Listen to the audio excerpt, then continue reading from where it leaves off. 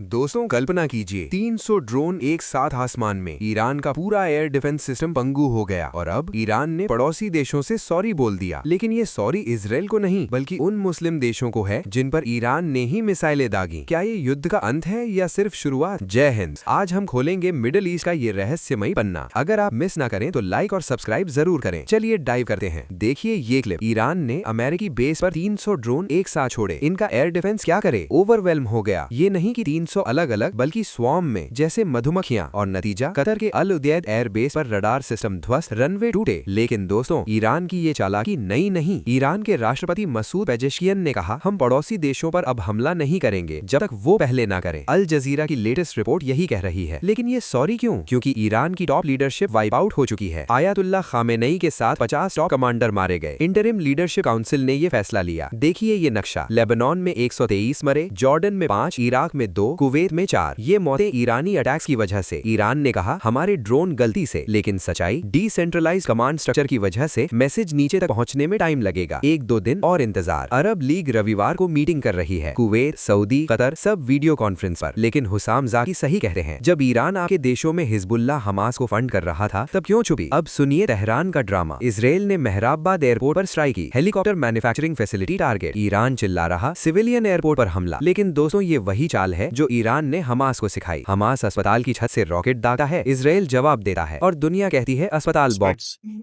Has swung to disappointment and back to hope again. Right now, it's fair to say the mood has turned a bit gloomy again. Many African countries have been whacked by Donald Trump's tariffs.